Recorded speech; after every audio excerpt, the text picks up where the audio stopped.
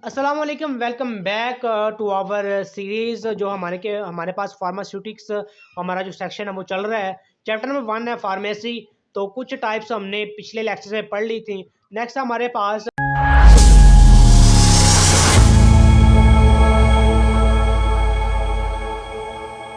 Forensic pharmacy.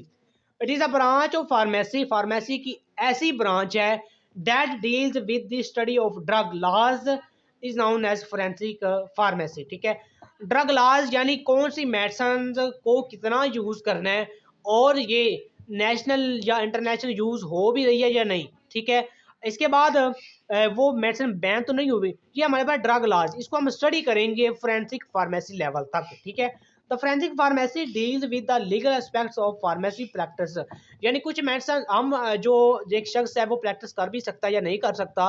इसके अलावा वो उसका दर्जा कौन सा है, वो किस दर्जे तक मेडिसिन को यूज़ कर सकता है। ठीक है, कुछ मेडिसिन ऐसी होती हैं कि जो मेडिकल स्टोर पर यूज़ नहीं होती, फार्मेसी पर यूज़ होती हैं।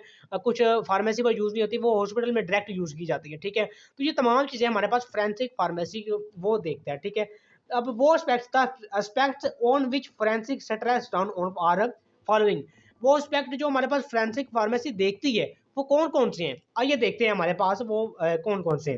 सबसे पहले हमारे पास duties and responsibilities of all government authorities. ठीक है, गवर्नमेंट अथॉरिटीज ऑफ हेल्थ के रिलेटेड, यानी हेल्थ के रिलेटेड जितनी भी गवर्नमेंट अथॉरिटीज काम कर रही हैं उनकी रिस्पॉन्सिबिलिटीज क्या हैं, इसके अलावा उनकी ड्यूटीज क्या है, उनके राइज क्या है। ठीक है, ये हमारे पास फोरेंसिक फार्मेसी देखती है।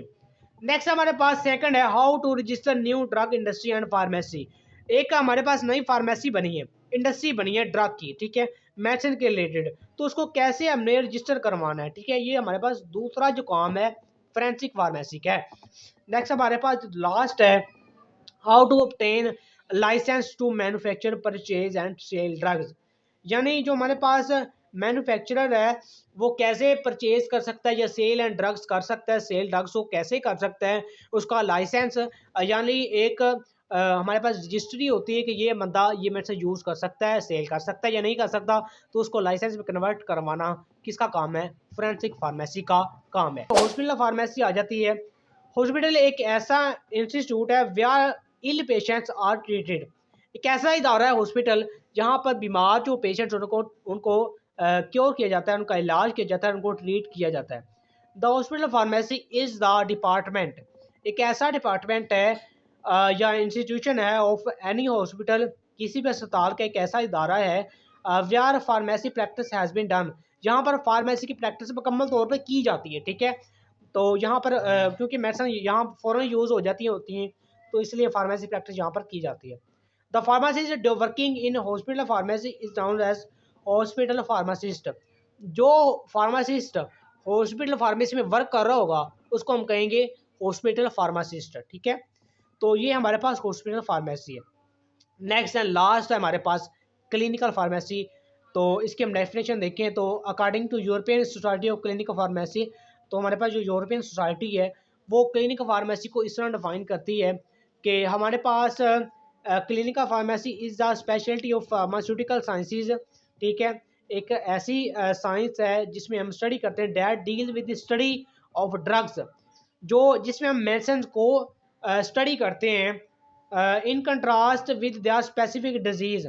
उनकी स्पेसिफिक डिजीज़ के लिहाज से मेडिसिन को हम जो स्टडी कर रहे होते हैं वो बेसिकली हमारे पास वो ब्रांच आ जाती है क्लिनिकल फार्मेसी की। ठीक है, तो ये हमारे पास इस ब्रांच में हम डिजीज़ के लिहाज से मेडिसिन को स्टडी कर रहे होते हैं।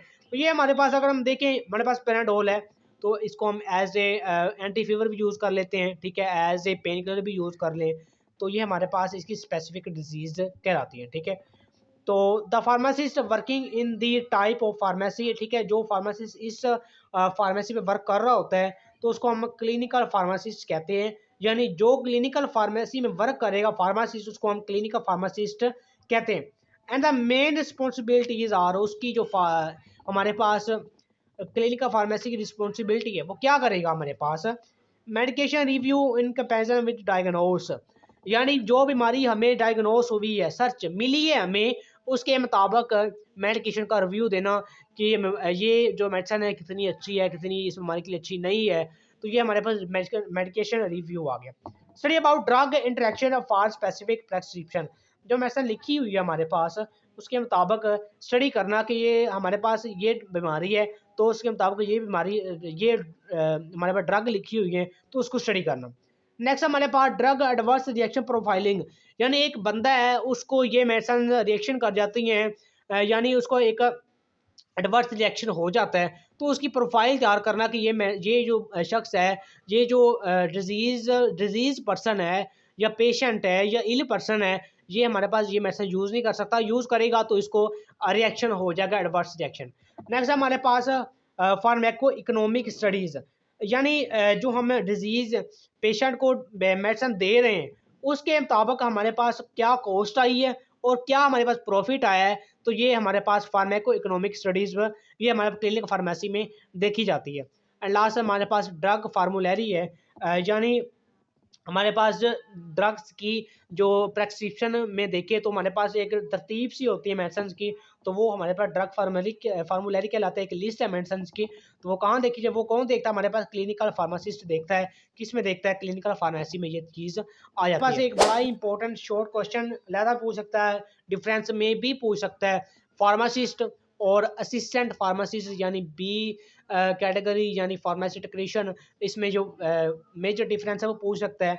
तो हमारे पास pharmacist, any person that hold B pharm और D pharm D from Pakistan pharmacy council recognized institution, एक ऐसा इंस्टीट्यूशन होता है जो कि पाकिस्तान फार्मेसी काउंसिल से रजिस्टर्ड होता है, ठीक है, रिकॉग्नाइज्ड होता है। उस इंस्टीट्यूशन से बी फार्म और डी फार्म होल्ड करना, जो होल्ड कर रहा होगा पर्सन, एंड फर्दर मोर इसके अलावा मजीद ही हैज़ रजिस्ट्रेशन सर्टिफिकेट, उसके बाद सर्टिफिकेट भी हो from any provincial council of Pakistan, किसी भी काउंसिल से किसी भी सूबाई काउंसिल से, पाकिस्तान की फार्मेसी काउंसिल है उसकी सूबाई काउंसिल से उसको रजिस्टर्ड भी होना चाहिए, तो इसको हम कहते हैं फार्मासिस्ट, ठीक है। उसके पास क्या होना चाहिए, फार्म डी बी या डी फार्म, ठीक है, ये हमें डिग्री होनी चाहिए, तो उसको हम कहते हैं pharmacist. And further on the provincial council of Pakistan, जो हमारे पास काउंसिल है पाकिस्तान की, वो इंटर करती है उसका नाम of respective pharmacist in register A, जिसके पास ये दोनों डिग्रीज होंगी, ठीक है, एक ही डिग्री है तो ये जिसके पास ये डिग्री होगी और रजिस्टर्ड होगा, तो जो हमारे पास फार्मेसी काउंसिल है उसका नाम रजिस्टर ए में दर्ज कर देगी, इंटर्स यानी दर्ज करना। नेक्स्ट हमारे पास ये तो हमारे पास फार्मासिस्ट हो गया। नेक्स्ट हमारे पास असिस्टेंट फार्मासिस्ट, जो फार्मासिस्ट के अंडर काम करता है उसको हम कहते हैं असिस्टेंट फार्मासिस्ट या pharmacy technician. Any person who hold diploma, 2 years का ये डिप्लोमा होता है हमारे पास, ठीक है। तो इन फार्मेसी में जो डिप्लोमा होल्ड करता है जिसके पास होगा, फ्रॉम एनी कॉलेज और यूनिवर्सिटी, किसी भी ख्वाह वो किसी भी यूनिवर्सिटी से हो या कॉलेज से हो, which has registered pharmacy Pakistan pharmacy council, ठीक है, तो वो हमारे पास पाकिस्तान फार्मेसी काउंसिल से रजिस्टर्ड होनी चाहिए, यूनिवर्सिटी हो या फिर कॉलेज हो। इसके साथ साथ furthermore he has registered under register be from Provincial Pharmacy Council of Pakistan. तो फार्मेसी जो हमारे पास फार्मासिस्ट है रजिस्टर्ड ए में दाखिल होता है, और हमारे पास जो असिस्टेंट फार्मासिस्ट होता है या फार्मेसी टेक्नीशियन जिसके पास होती है उसको रजिस्टर बी में रखा जाता है, ठीक है, इसका नाम रजिस्टर बी में जो है वो इंटर किया जाता है, ठीक है। नेक्स्ट हमारे पास रिस्पॉन्सिबिलिटीज़ देखें, हमारे पास असिस्टेंट फार्मासिस्ट की रिस्पॉन्सिबिलिटीज़ क्या हैं, तो वो परचेज ऑफ क्वालिटी मेडिसन, ठीक है, परचेज करना मेडिसन को, मेडिसन मैनेजमेंट, डिस्पेंसिंग को मेडिसन यानी मेडिसन को यूज़ करना, टोटल पेरेंटल न्यूट्रिशन मैन्युफैक्चर। हम न्यूट्रिशन को देखें तो हमारे पास एक ऐसा अमल होता है जिसमें हम मेडिसिन को यूज़ कर रही होती है, डाइजेस्टिव सिस्टम में डाइजेस्ट होता है, फिर वो ब्लड में चला जाता है। लेकिन टोटल पेरेंटल न्यूट्रिशन को देखें तो इसमें क्या होगा कि हमारे पास जो मेडिसिन उनको डायरेक्ट हम ब्लड में दे रहे होते हैं, किसके थ्रू, IV कैनोला लगा के, ठीक है, बनोले के ज़रिए हम उसको डायरेक्ट ब्लड में भेज रहे होते हैं न्यूट्रिशन को, तो ये हमारे पास total parenteral nutrition manufacture. Next हमारे पास preparation of sterile solution, sterile यानी जर्म इसमें बिल्कुल भी नहीं होंगे, जर्म से पाक होगा, तो वो हमारे सॉल्यूशन तैयार करने।